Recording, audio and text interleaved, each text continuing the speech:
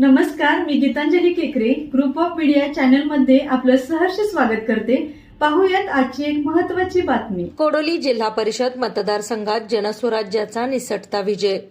जनस्वराज्य पक्षाचा बालेकिल्ला असलेल्या पन्हाळा शाहूवाडी मतदारसंघात बऱ्याच ठिकाणी अपयश आल्याने कोडोली मतदारसंघात मोठी अत्तीतटीची लढत होऊन या मतदारसंघात जनस्वराज्याला निसटता विजय संपादन करावा लागला।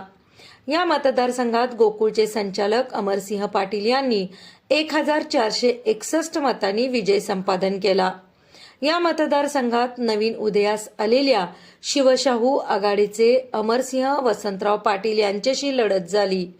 यामध्ये अमरसिंह पाटील यांना 9285 तर अमर वसंतराव पाटील यांना 7821, शिवसेनेचे ओंकार चौगले यांना 4467, अपक्ष रामचंद्र आष्टेकर यांना 3333 मते मिळालीत।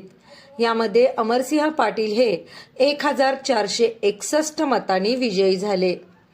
पंचायत समिती पूर्व विभागात जनस्वराज्याचे रणजित शिंदे यांना 6842, अपक्ष राजेंद्र जाधव यांना 2133, अपक्ष प्रवीण शामराव पाटील यांना 1264, जयदीप मोहिते यांना 980 मते मिळाली। यामध्ये रणजित शिंदे हे विजयी झाले। पंचायत समिती पश्चिम विभागात अपक्ष उमेदवार मोहन चोपडे यांना 5161, अपक्ष संतोष चोपडे यांना 2295, शिवसेनेचे विनोद महापुरे यांना 2230, शिवसेना उभाटा गटाचे धनाजी सकटे यांना 1328 मते पडली। यामध्ये मोहन चोपडे हे विजयी झाले।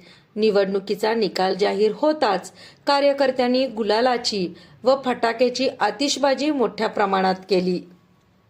ग्रुप ऑफ मीडिया चॅनलला लाईक करा, सबस्क्राईब करा आणि शेअर करा।